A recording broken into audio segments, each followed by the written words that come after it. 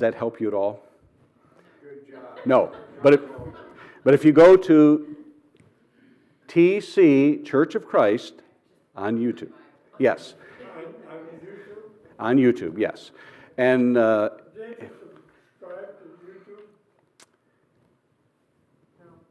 no.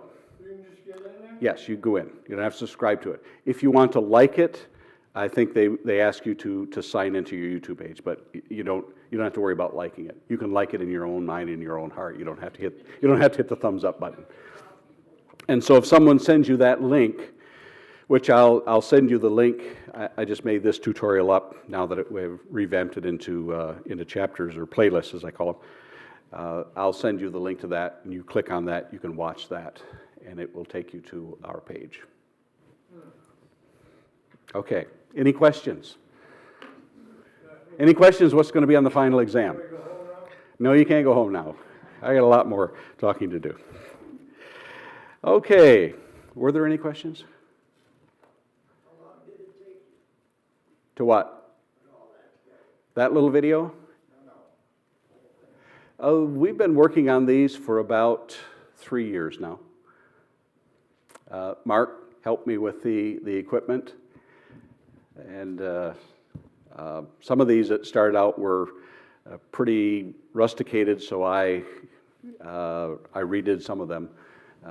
Most of them you don't have to look at my face, so don't worry about that. It won't frighten you into shock. Oh, is that why you went to the titles? Yeah. People, they get tired of looking at this. Okay, we are getting to the end of our study of the life of the Apostle Paul, which, by the way, you can find a study like that, a 30-day study on the life of the Apostle Paul. And these are, typically, they're only like 10 or 11 minutes long. So if you, and most of the videos there are in devotional style, because how many of you like to listen to somebody talk on and on for like an hour? Yeah,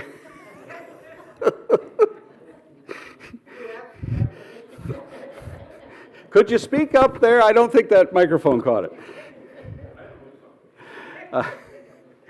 But people don't have a lot of time, but when things are put in a shorter version, some of these are as short as 5 minutes, others are 10 to 12 minutes. So they're not overly long, just enough to whet your appetite for it. We are in the life of the Apostle Paul, and we're ending up with Paul, coming to the end of Paul's journey to Rome. We don't know exactly how long it took for Paul once he left Caesarea and the time that he strolled through the gates of Rome. We don't know exactly how long it was, but it was several months. They spent the winter there. So it was a long journey, and it would be a long journey to begin with. I think how many of you have taken the cruise from the West Coast to Hawaii? Not the cruise. Well, if you fly from the West Coast to Hawaii, how long does it take, Diane? Forever. How long? 6 hours? Yeah. Paul would have loved that. And that's to travel from Caesarea over to Rome is several hundred miles. The exact number of miles escapes me, but it was quite a journey.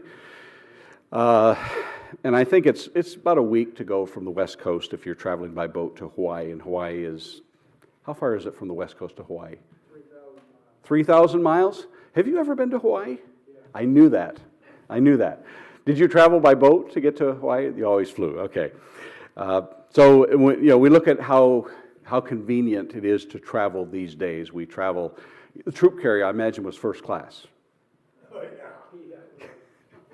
yeah. I recall that many people have told me over the years who took troop carriers to go from either the East Coast over to Europe or from the West Coast to Korea, said for the rest of their life they never had a desire to go on a cruise again. Jerry, is that true? Well, I enjoyed my cruises. I had 90 days at sea and I was in the Army. Mm-hmm. Better than fighting a war. Yeah. Well, all except for when Mm-hmm. top of my list. Yeah, first class, yeah. Yeah, food was great. I mean, the scenery was wonderful. Mm-hmm. Couldn't fish though, because it goes too fast. Yeah. Mine was fine if I stayed on deck, but everybody got sick, so I stayed in the air, fresh air. Yeah. And some of that, it seems that no matter when people travel either from the East Coast to Europe or from the West Coast to places beyond, it seems like you're always going to go through some sort of storm. And as we talked about last week, how many of you worked on how to pronounce what they called these nor'easters in the book of Acts? Oh, Nobody practiced that? Euraquilon? But it's called Greg Nienhaus called a medicane. We call them hurricanes, but they call them medicanes over there, to travel in that. And so we get an idea of what it was like as we come down to Acts chapter 27. Since we were violently, beginning verse 18, storm-tossed, they began the next day to jettison the cargo. And the third day they threw the ship's tackle overboard with their own hands, trying to get off as much weight as they can. When neither sun nor stars appeared for many days, and no small tempest lay on us, all hope of our being saved was at last abandoned.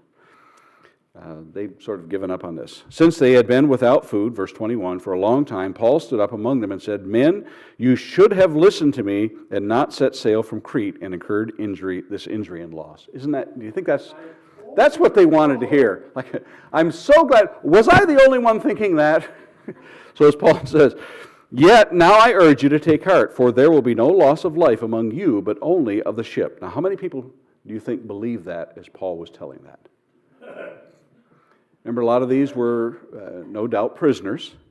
"For this very night there stood before me an angel of the God to whom I belong and whom I worship. And he said, 'Do not be afraid, Paul. You must stand before Caesar.'" no, for sure they don't believe. Yeah, "and behold, God has granted you all those who sail with you. So take heart, men, for I have faith in God that it will be exactly as I have been told. But we must run aground on some island." When the 14th night had come, as we were being driven across the Adriatic Sea, about midnight the sailors suspected they were nearing land. So they took a sounding and found 20 fathoms. A little farther on they took a sounding again and found 15 fathoms. And fearing they might run on the rocks, they let down 4 anchors from the stern and prayed for day to come. So they hadn't thrown everything completely overboard when they'd thrown these 4. What is it? How do you take a sounding? A rope and a weight. In the old days, I like watching old movies about sailing. The Master and Commander, one of my favorite.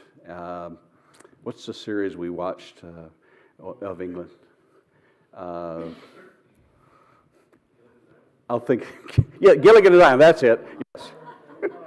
But in order to find out how deep something is, they would tie knots on a rope at specified lengths apart and drop that down so that they could see. And when it hit bottom, they'd say, okay, they bring it up and see how many knots that it was, how many knots were in the rope as it goes. So they would know exactly how. So they've gone here. They go from 20 fathoms, a little farther they took it and found that it was 15. What does that tell you? And they're going from 20 to 15. It's getting shallow. You don't necessarily have to know how deep a fathom is. How deep is a fathom? 6 feet, okay. And so when I was thinking of Jules Verne, 20,000 Leagues Under the Sea. So you'd know how far that was. But there were these nautical terms that everyone would have understood. So we know that by going from 20 to 15, he says, we're getting closer. Land is getting more shallow. And then they fear, and exactly what they suspect. And fearing we might run on the rocks, they let down 4 anchors from the stern and prayed for day to come.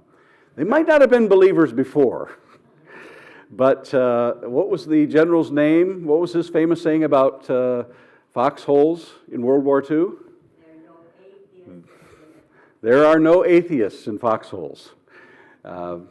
Meaning that when you are under intense fire like that you're not an atheist. You'll pray to God.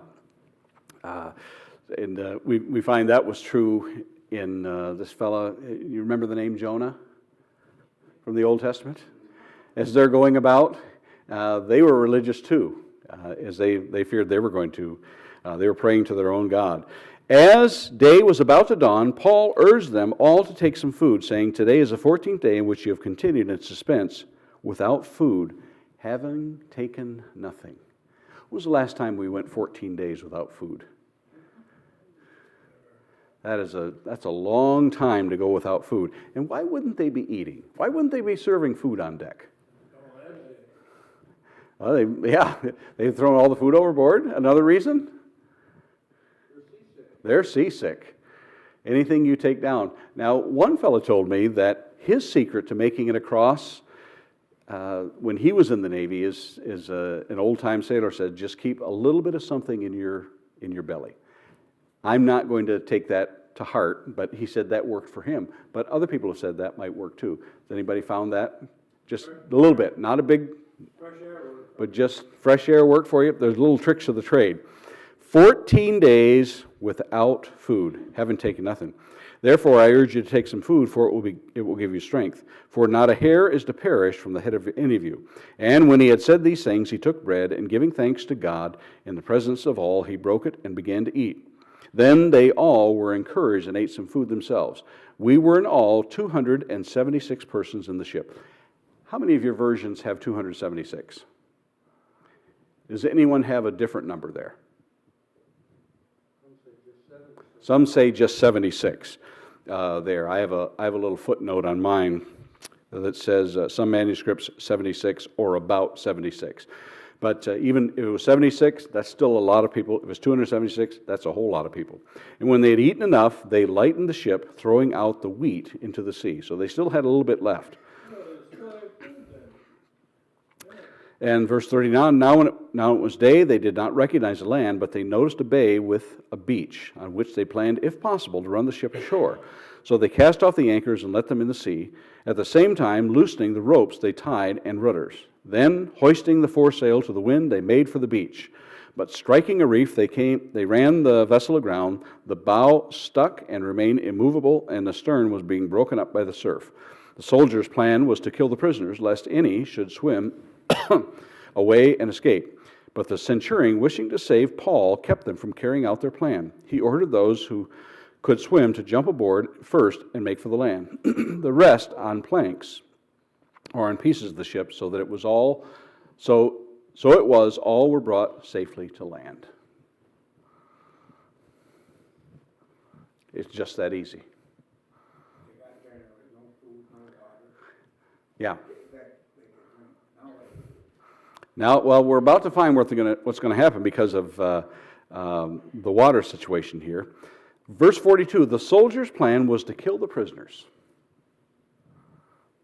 Standard operating procedure. Where else do we read in the New Testament about soldiers being concerned or officials concerned if a prisoner escaped? Silas and Paul in Acts chapter 16. The Philippian jailer was going to kill himself. And the prisoner. Didn't it say he was going to kill the prisoner? I don't remember reading that there, but I'll reread that just in case you're right. There was a possibility they were going to escape. Remember when Jesus was crucified and the angel came and the earthquake, the guards appeared as though they were dead. Doesn't mean they were dead, but they were, I don't know about you, but if I saw that sight, I'd be pretty scared. But then they paid them off so that they would tell a story, and that story, as they tell us, is still told in Jewish legends to this day. And in fact, that's the Passover plot that is written in the 1960s is the same thing. It's just a rehashed story about, well, he really didn't die. Tim, you had your hand up? Or who had their hand up back there?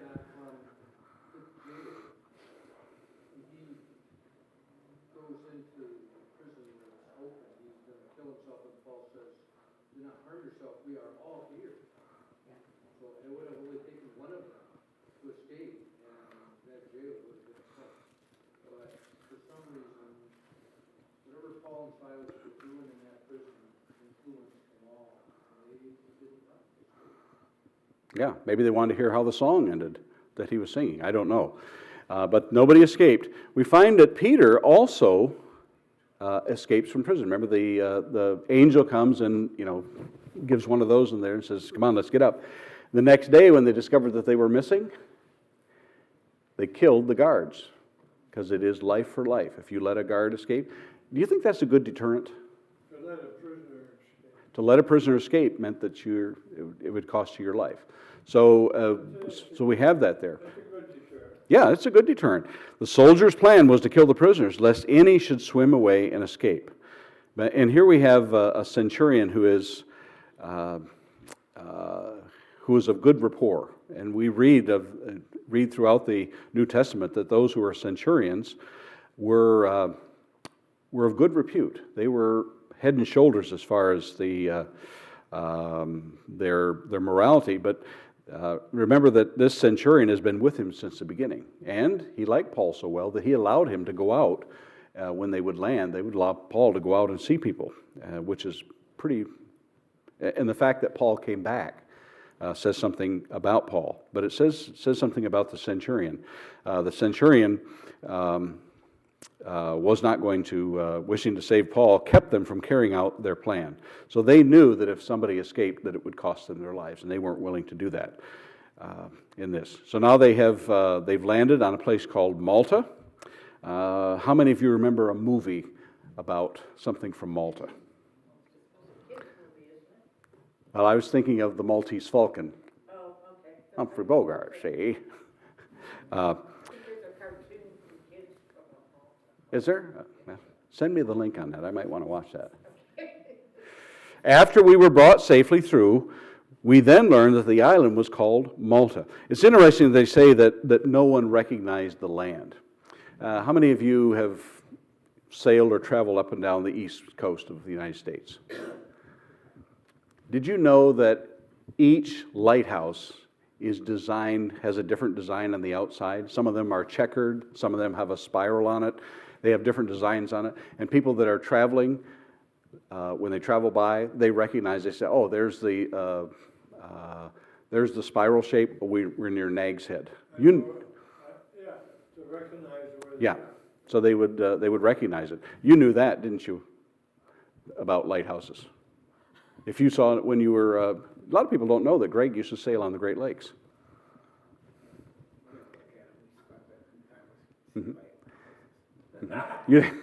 Well, I'm not saying you necessarily would stop and get the tour of them, but you might recognize someplace based on a recognition of lighthouses.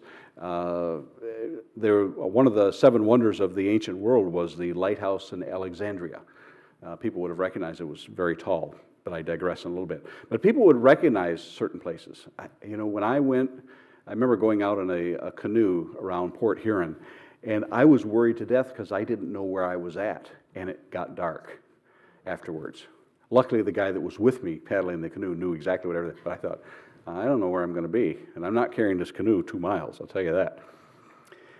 Okay, so the native people showed us unusual kindness, for they kindled fire and welcomed us all, because it had begun to rain and was cold. When Paul had gathered a bundle of sticks and put them on the fire, a viper came out because of the heat and fastened on his hand. When the native people saw the creature hanging from his hand, they said to one another, "No doubt this man is a murderer. Though he has escaped from the sea, justice has not allowed him to live."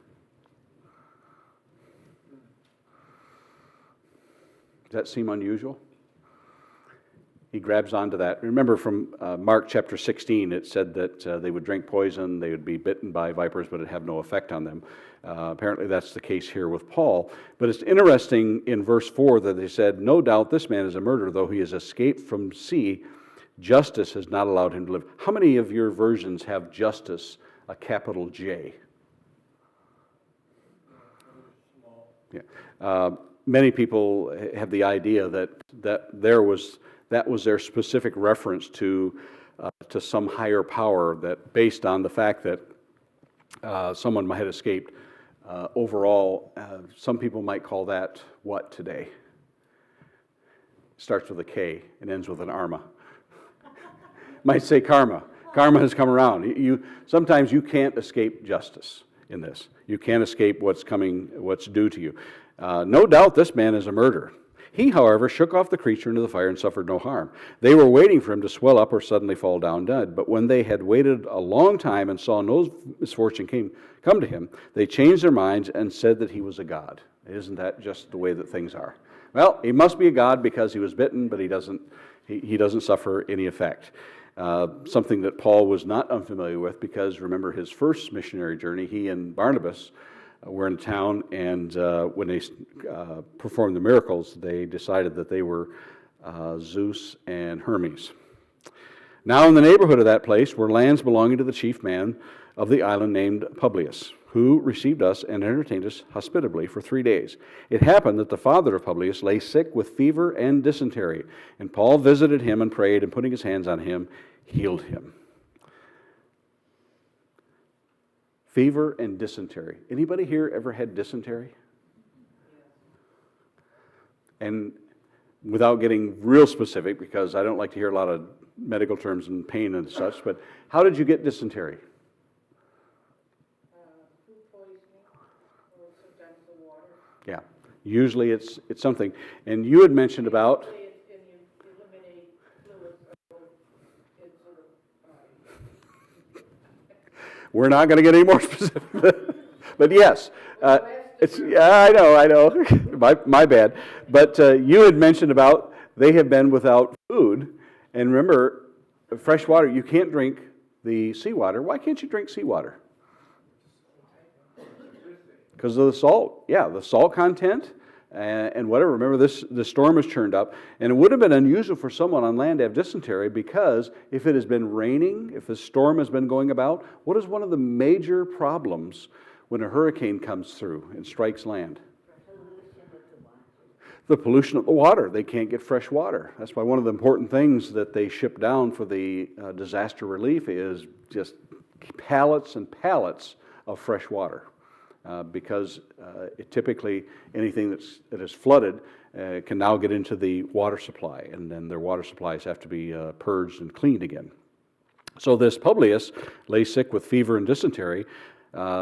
It wouldn't be that great of a stretch to say maybe he had gotten some bad water in that. Remember when Paul, and this has been the license for the longest time for people to say, see, Paul says we can drink.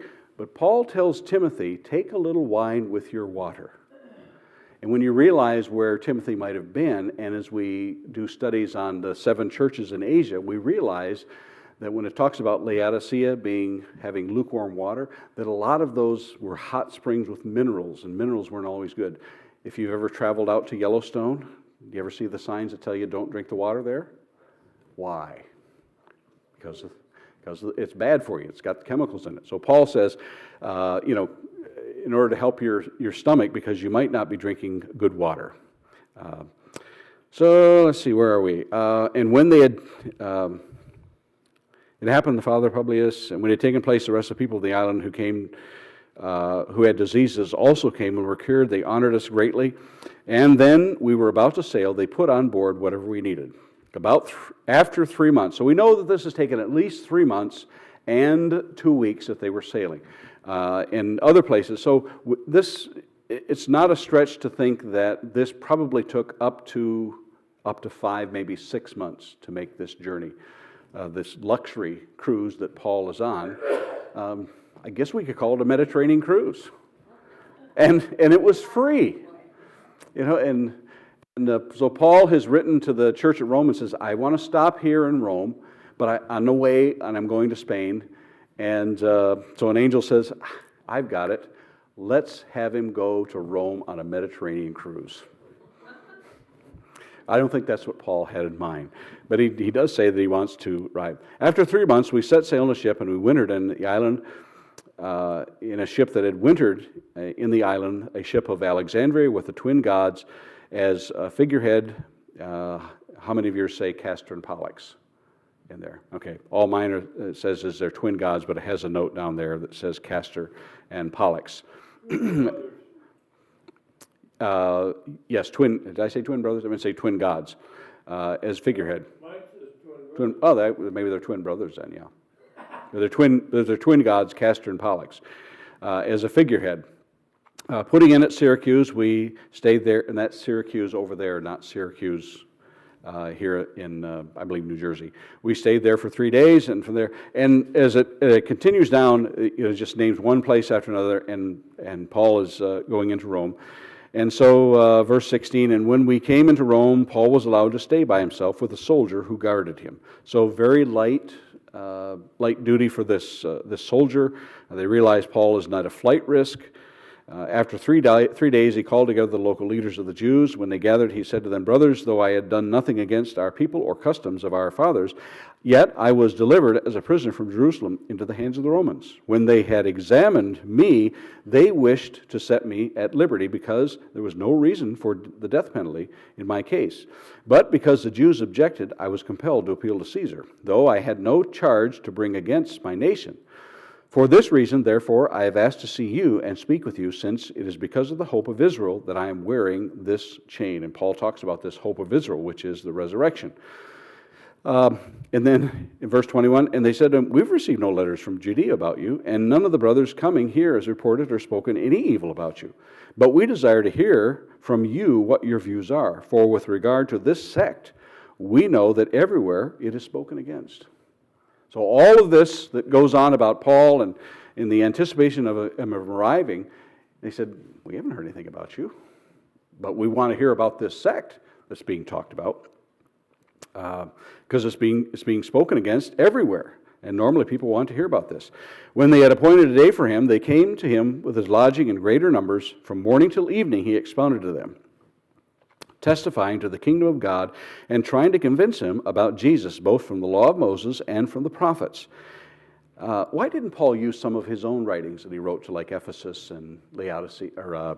He wrote to Laodicea, although we don't have it preserved for us.